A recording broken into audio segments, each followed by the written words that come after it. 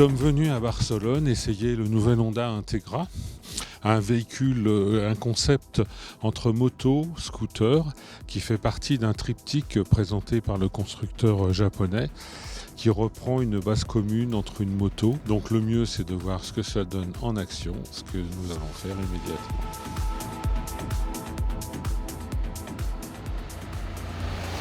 À première vue, l'Integra assemble un avant de maxi-scooter avec son aspect massif entièrement caréné et l'arrière d'une moto avec une selle fuyante et fine.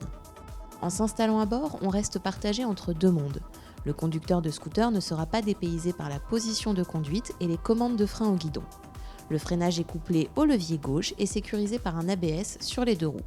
L'Integra dispose aussi d'un frein de parking. L'innovation majeure de cette Integra est sa boîte de vitesse robotisée à double embrayage. Le pilote peut choisir le mode manuel en passant les 6 rapports avec les palettes au guidon, une pour monter, une pour descendre les rapports. On lui préfère le mode automatique qui gère le passage des rapports suivant 2 programmes. D, le standard pour une conduite cool, et S comme sport, passant les rapports à plus haut régime moteur.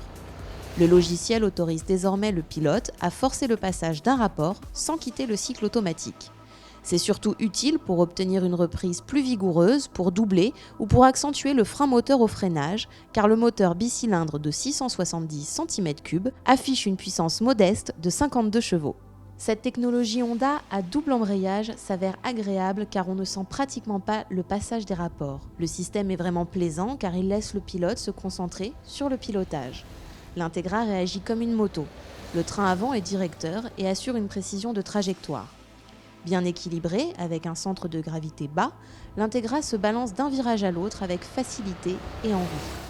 En ville, la maniabilité et la souplesse du moteur permettent d'évoluer à basse vitesse car la stabilité de cet engin est remarquable et le poids de 238 kg ne se fait guère sentir. Engin parfait pour les commuteurs modernes qui recherchent un scooter pour la semaine et une moto pour le week-end. Ceux qui sont déjà acquis au scooter seront intrigués par la présence d'une chaîne au lieu d'une courroie sans entretien et déçus par les faibles capacités d'emport. Un petit rangement sur le tablier pour loger le téléphone et un coffre à casque logeant juste un demi-jet. Avec 14 litres de contenance, le réservoir assure plus de 300 km d'autonomie car l'Integra est un redoutable économe. La consommation passe sous les 4 litres 100, soit 2 fois moins que le SWT600, le maxi-scooter Honda disposant de la même puissance moteur. L'entretien est également réduit avec une vidange tous les 12 000 km. Affiché à 8 490 €, l'Integra ouvre une voie intéressante et abordable à l'automatisme pour une clientèle venant de la moto et qui pense scooter sans vouloir l'assumer. L'avenir nous dira si Honda a vu juste ou s'il n'est pas à nouveau en avance sur son temps.